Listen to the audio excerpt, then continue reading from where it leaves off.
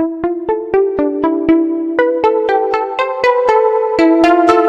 नमस्कार, स्वागत है आपका हमारे चैनल द सक्सेस काउंटर में। और आज हम लोग चलेंगे क्लास 9th के चैप्टर के बारे में। हमारी एक वीडियो आपको इस मैटर अराउंड स्प्योर के बारे में ऑलरेडी मिल चुकी है और अभी हम लोग आज बात करेंगे मोशंस के बारे में। तो क्लास 9th में आने वाले बच्चों, आप लोगों ने क्लास 8 तक अभी बहुत मौज काट ली और अभी आगे और बहुत मौज काटनी है अगर साइंस आपको बहुत प्रिय है तो। और जो चैप्टर चल रहे हैं हम लोग मोशन, ये भी एक बहुत ही अच्छा चैप्टर है। देखते हैं मोशन में क्या क्या होता है। आप लोगों ने मोशन के बारे में आपको रिलेट कर दूं तो मोशन का वर्ड ही है कि अगर आप जब अपनी पोजीशन से डिस्प्लेस करते हो, डिस्प्लेस मतलब जब आप अपनी जगह से एक जगह से दूसरी जगह जाते हो, अपनी मेन पोजीशन, अपनी इनिशियल पोजीशन को जब छोड़ते हो तो इसका मतलब है कि आप मोशन कर रहे हो। इसमें कई कॉन्सेप्ट भी आते हैं कि आपको थ्योरी ऑफ रिलेटिविटी के थ्रू अगर हम बात करें कौन किसके रिस्पेक्ट में कितना मूव कर रहा है, किसी भी ऑब्जेक्ट की डिस्प्लेसमेंट, डिस्टेंस क्या हुआ, मोशन का मतलब मूव करना। कि अगर कोई बॉडी यहां से यहां आ गई या बॉडी यहीं पर है बट सामने वाला जो ऑब्जर्वर है, सपोज करिए मैं यहां पर हूं और मैं यहीं पर यहां आ गया, तो मेरे रिस्पेक्ट में ये मूव करा या ये मतलब कुल मिला के हमारा और इसका जो फ्रेम ऑफ रेफरेंस है वो चेंज हुआ। फ्रेम ऑफ रेफरेंस क्या होता है, मैं कुछ कई सारे टर्म्स हो रहा हूँ, जो आपको टर्म लगे वो एक जगह नोट करते जाएगा और पूछते जाएगा। आई होप कि मैं इस वीडियो में आपके सारे डाउट्स को भी क्लियर कर दूंगा। ठीक है, तो मोशन की बात करी जा रही है कि अगर कोई भी ऑब्जेक्ट यहाँ खड़ा हुआ है और यहाँ से यहाँ पहुंच गया, ठीक है, तो इसको हम लोग क्या कहेंगे, मोशन कहेंगे। ठीक है, लेकिन किसके, किसी के रिस्पेक्ट में, है ना। अब जैसे कि अर्थ है, अर्थ रोटेट कर रही है किसके रिवॉल्विंग, सन के रिवॉल्विंग। अर्थ के अंदर हम लोग हैं, क्या हम लोग को फील होता है कि हम लोग मूव कर रहे हैं? नहीं। लेकिन कोई अगर मून पे बैठा हुआ है उसको ये फील हो रहा होगा कि हाँ, जो अर्थ पे बैठे हुए जितने भी पीपल हैं वो मूव कर रहे हैं। ठीक है, तो उसके सोर्स के अकॉर्डिंगली सन पे बैठा हुआ वो कुछ और स्पीड से मेजर कर रहा होगा कि अरे यार ये तो काफी अच्छी स्पीड आ रही है, कोई कम मेजर कर रहा होगा स्पीड को। तो डिपेंडिंग अपॉन द ऑब्जर्वर, अगर ऑब्जर्व यानी आपका फ्रेम ऑफ रेफरेंस उसी को बोलते हैं। हमारा मोशन क्या होता है, दो तरह की चीज होती है, एक होता है डायरेक्शन और एक होता है डायरेक्शन लेस। ठीक है, तो डायरेक्शन लेस की बात करें तो हमने दो पार्ट यहाँ पर चार्ट बना के रखा हुआ। डायरेक्शन लेस का मतलब जिसमें डायरेक्शन नहीं होगी। अब आपसे बोल देते हैं कि भाई चले जाओ यहाँ से 10 मीटर की दूरी पर 10 किलोमीटर चलना है, यहाँ की दूरी है। अब यहाँ से 10 किलोमीटर दूर सेंट्रल स्टेशन है या कोई ऑब्जेक्ट बस स्टेशन है, अगर ये मैं बोल रहा हूँ क्या 10 किलोमीटर, बट किस डायरेक्शन में ये नहीं पता है। तो अगर ये बोला जाता है कि 10 किलोमीटर किस डायरेक्शन में, ये नहीं है, अगर ये नहीं पता है किस डायरेक्शन में, तो वो क्या होगा, सेल्फ डिस्टेंस, यानी यहाँ से वो 10 किलोमीटर डिस्टेंस पर है। लेकिन अगर डिस्प्लेसमेंट की बात करें तो क्या होगा, यहाँ से 10 किलोमीटर नॉर्थ ईस्ट में है, यहाँ से 10 किलोमीटर वेस्ट डायरेक्शन में है। तो ये एक डायरेक्शन वाली क्वांटिटी है जिसको हम लोग बोलेंगे डिस्प्लेसमेंट। ठीक है, सो अभी हम लोगों ने फिजिकल क्वांटिटी लास्ट चैप्टर में भी नहीं पढ़ा मोशन के। आप क्लास 11 की आपको आई बटन पे ऐसे मिलेगी, उसमें हमने फिजिकल क्वांटिटी के बारे में बात किया। वो क्लास 11 का जरूर है, बट उसमें आप फिजिकल क्वांटिटी के बारे में बात कर सकते, देख सकते हो कि स्केलर क्या होती है, फिजिकल क्वांटिटीज क्या होती हैं। ठीक है, तो अब मुद्दे की बात करते हैं कि डायरेक्शन लेस क्या हो गई, यानी कि स्केलर, और विद डायरेक्शन क्या हो गया, वेक्टर क्वांटिटी। ठीक है, तो वेक्टर क्वांटिटी और स्केलर क्वांटिटी हमें यहाँ पर पता चलती है कि यानी जिसमें डायरेक्शन होगी वो वेक्टर क्वांटिटी, जिसमें डायरेक्शन नहीं होगी वो स्केलर क्वांटिटीज होंगी। ठीक है, अब डायरेक्शन में जो हमने एग्जांपल लिया डिस्टेंस का, डिस्प्लेसमेंट का, सिमिलरली स्पीड और वेलोसिटी का लेते हैं। What is speed, speed is the distance upon time. Velocity क्या होता है, डिस्प्लेसमेंट अपॉन टाइम। अच्छा, ये भी बहुत हल्के में ले लिया। अभी थोड़ा सा ग्राफ लेते हैं। अभी मध्य की बात करते हैं, डिस्टेंस और टाइम। डिस्टेंस और टाइम के ग्राफ को ही पहले पढ़ लेते हैं, फिर इन अच्छे मुद्दों पर आएंगे। तो डिस्टेंस और टाइम का ग्राफ लिया जा रहा है, तो डिस्टेंस टाइम के ग्राफ में कुछ मोशंस अगर बात करें तो दो तरह के मोशन होते हैं, यूनिफॉर्म मोशन और नॉन यूनिफॉर्म मोशन। यूनिफॉर्म में अगर एक और मोशन होता है circular motion. Circular motion uniform भी हो सकता है और नॉन यूनिफॉर्म भी हो सकता है, तो ये दोनों चीज अलग अलग है। फिलहाल हम बात करते हैं यूनिफॉर्म मोशन की। तो यहाँ पर अगर ये डिस्टेंस है x, ये t, ये x, ये t, ये x, ये t, तो x मतलब डिस्टेंस, डिस्प्लेसमेंट। अगर इस मोशन की बात कर रहे हैं क्या मिलेगा, अब यहाँ पर यूनिफॉर्म मोशन एक दिख रहा है कि जैसे जैसे आपका डिस्प्लेसमेंट बढ़ रहा है वैसे वैसे टाइम भी बढ़ रहा है, दिख रहा है, एक यूनिफॉर्मनेस मिल रही है, दोनों का रेशियो सेम मिल रहा है। तो ये क्या हो गया हमारा यूनिफॉर्म मोशन, राइट। अब इसकी बात करते हैं तो ये क्या हो गया, अब आप देखो स्पीड डिस्टेंस ज्यादा टाइम कम, फिर अगला वाला डिस्टेंस और ज्यादा टाइम उससे भी कम। आप देख रहे हो डिस्टेंस बहुत तेजी में बढ़ रहा है, तो एक नॉन यूनिफॉर्म मोशन है, बहुत अच्छा एक नॉन यूनिफॉर्म मोशन है कि आप बोल सकते हैं कि सॉरी यूनिफॉर्म मोशन तो है नहीं, एक रेगुलर, क्योंकि यूनिफॉर्म मोशन का मतलब बिल्कुल एग्जैक्ट नहीं होता। यूनिफॉर्म मोशन में आप ये बोल सकते हो कि एक डेफिनेट इंटरवल ऑफ टाइम में एक डेफिनेट डिस्टेंस जो है वो कवर कर रहा है, यानी कि ये एक स्टेडी मोशन हो गया और ये एक नॉर्मल मोशन हो गया। अगर ग्राफ ये और धीमा जाएगा तो वो जो उसकी स्पीड होगी वो और धीमी होगी, ठीक है। यानी कि यूनिफॉर्म मोशन दोनों ही है, बट ये स्टेडी मोशन है, ये एक नॉर्मल मोशन है, एक एवरेज मोशन है। ये स्टेडी मतलब एक ही समय में कुछ समय, जैसे मान लीजिए ये 1 सेकंड था, ये 2 सेकंड है, तो उसने 1 सेकंड में 10 मीटर और 2 सेकंड में 10 मीटर दूसरा, यानी कि 2 सेकंड में 20 मीटर कवर कर लिया। लेकिन यहां बात करें तो ये क्या था, 10 मीटर, ये है 20 मीटर और ये है 30 मीटर, ये 5 सेकंड, ये 10 सेकंड और ये 15 सेकंड। तो यहाँ पर ये 1 सेकंड में 10 मीटर कवर कर रहा था, बट यहाँ पर 5 सेकंड में 10 मीटर कवर कर रहा है। तो दिख रहा है, तो कहने का मतलब साफ हो गया कि ये बहुत तेज स्पीड चल रही है, भाई टाइम कम हो गया। क्यों? स्पीड क्या होती है, डिस्टेंस अपॉन टाइम। जब ये वैल्यू छोटी होगी तो ये वैल्यू बड़ी होगी ना, ओके। तो ये चीज यहाँ पे बात करी जा रही है स्टेडी मोशन की। तो ये एक मोशन अगर बात करें तो ये मोशन कैसा है, स्टेडी मोशन है ना, और ये नॉर्मल एक एवरेज मोशन है।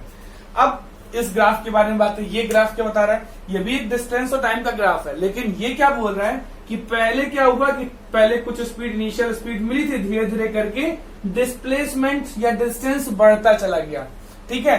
कुछ समय में टाइम कम लेकिन डिस्टेंस ज्यादा से ज्यादा कवर करता चला गया। तो क्या हुआ, पहले से ज्यादा स्पीड बढ़ गई ना। आप देखो पहले टाइम अगर हमने ये 5 सेकंड लिया, फिर अगला 10 सेकंड लिया, फिर हमने 15 सेकंड लिया, तो पहले में इतना, दूसरे 5 सेकंड में इतना, तीसरे 5 सेकंड में इतना। देख लो धीरे धीरे ये ग्राफ भी बढ़ रहा है। अगर ये ग्राफ बढ़ता चला जा रहा है इसका मतलब कि ज्यादा एरिया कवर कर रहा है हर अगले 5 सेकंड में, यानी कि एक नॉन यूनिफॉर्म मोशन है सबसे पहली चीज। और अगर नॉन यूनिफॉर्म मोशन है तो देखते हैं वेलोसिटी बढ़ रही है या घट रही है, ठीक।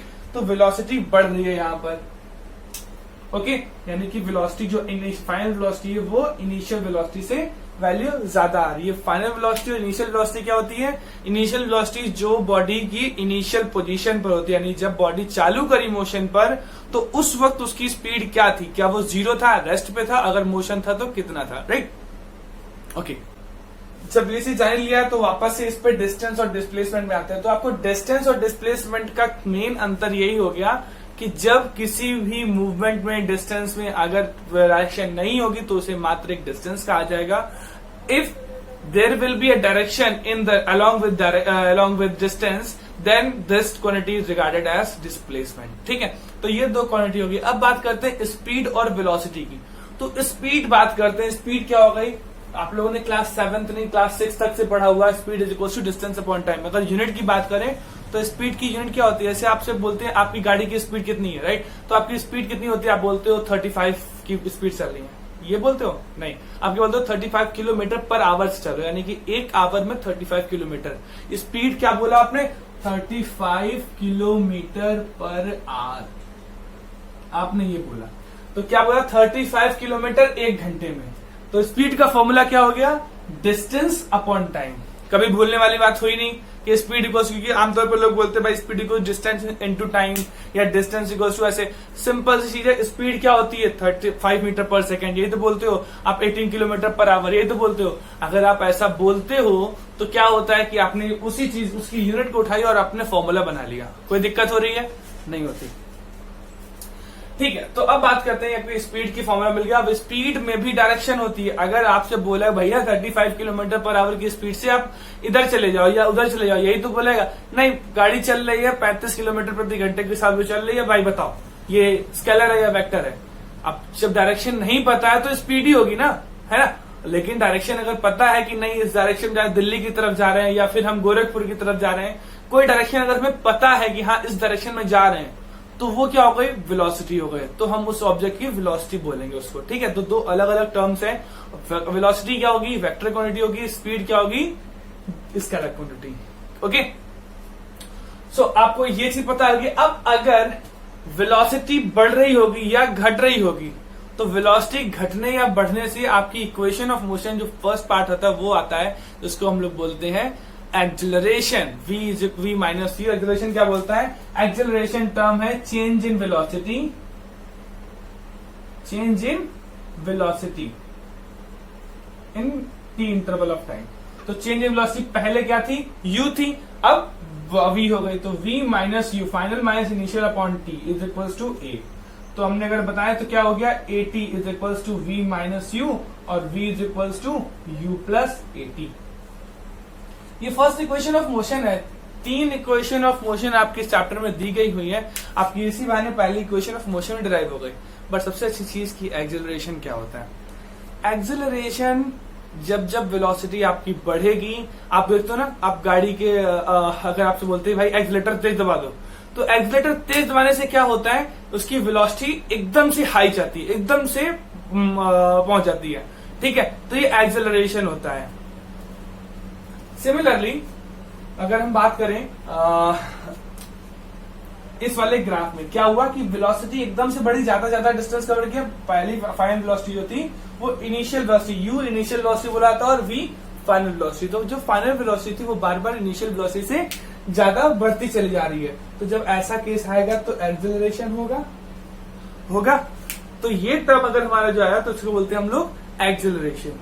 दूसरी क्वांटिटी जहां पर हम बोल रहे हैं इसको कि ये ग्राफ है। अब अगर ये एक्सेलरेशन है तो ये क्या होगा, डी एक्सेलरेशन। डी एक्सेलरेशन मतलब की बात करते हैं कि जब इसकी फाइनल वेलोसिटी इनिशियल वेलोसिटी से कम होती है। इसमें एक केस है जिसको आपको मैं नेक्स्ट वीडियो में, एक छोटी सी वीडियो 3 मिनट की या 5 मिनट की जरूर डालूंगा, जो acceleration, D acceleration, negative acceleration को डिफाइन करेगी, ठीक है। तो इसकी वीडियो आपको इसके बाद जरूर मिलेगी, आप उसके लिए सब्सक्राइब जरूर कर लेगा हमारे चैनल को। फिलहाल बात करते हैं कि यहाँ पर क्या है। अब वापस पहली बॉडी क्या थी, पहले यहाँ पर थी, इसका भी 5, 10, 15 सेकंड का हम लोगों ने ये ले लिया। पहले ये इतनी डिस्टेंस, फिर उसने ये, फिर इधर ये। क्या हो रहा है कि ये अपनी ओर यानी मेन पोजीशन की ओर वापस बैक पोजीशन में आ रहा है ना। नेगेटिव और पॉजिटिव क्या होता है, एक मीन पोजीशन से हम लोग खुद एक फिक्स कर लेते हैं कि अगर कोई इस डायरेक्शन में जा रहा है तो पॉजिटिव और इस डायरेक्शन में जा रहा है तो नेगेटिव। तो हम लोगों ने अगर ये ऑब्जर्व कर लिया कि नहीं यहां से ऊपर जाना पॉजिटिव था तो नीचे आना क्या होगा, नेगेटिव ही होगा। क्लियर। तो क्या करें, बॉडी नीचे की ओर आ रही है ना, तो नीचे की ओर आ रही है, इसलिए इसको हम लोग क्या बोल देंगे, एक्सेलरेशन का उल्टा यानी डी एक्सेलरेशन। दूसरा पॉइंट, इसको नेगेटिव एक्सेलरेशन ही बोल सकते हैं। मैंने बोला इस चीज को मैं बाद में क्लियर करूंगा, तो इस टॉपिक को थोड़ा सा छोड़ देते हैं अभी के लिए। नेक्स्ट वीडियो में इसके ऊपर हम लोग बात आराम से करेंगे। तो ये बात करते हैं कि ये बॉडी अगर बोल रहे ये भी एक्स और टी का ग्राफ है, लेकिन क्या टाइम के रिस्पेक्ट में क्या ये डिस्प्लेसमेंट कर रहा है, नहीं, जहां है वैसे ही वैसे पड़ा हुआ है। तो ये क्या हो गया, ये रेस्ट पर है, ठीक। और ये क्या हो गया, जैसे ये यूनिफॉर्म मोशन था, जैसे ये भी यूनिफॉर्म मोशन है, बट ये नेगेटिव वे में, ये भी वापस आ रहा है। तो फिर से ये सेम केस आ गया। ये 3 केस तो पढ़ लिए, लेकिन इसका ये उल्टा और इसका ये उल्टा है, ठीक है। तो इस चीज को हम लोग बाद में कवर अप कर लेंगे, ठीक है। तो अभी इस वीडियो में हम लोग सिर्फ इतना रखेंगे कि क्लास 9 की है, ज्यादा हम लोग बड़ी नहीं कर सकते हैं और ज्यादा चीजें एकदम से हम कैप्चर नहीं कर सकते हैं, ठीक। तब तक क्लास 9 वालों आप लोग पढ़िए, मोशन चैप्टर को पूरी तरह से गंगालिए। आपको जितने सारे क्वेश्चंस जो भी सामने दिखे उसको पढ़िए, ताकि हमारी जो पढ़ाई हुई चीजें आपको और अच्छी तरह से समझ में आएंगी, ठीक। तब तक घर में रहें, सेफ रहें, सुरक्षित रहें, अपने और अपना ख्याल रखिए। धन्यवाद।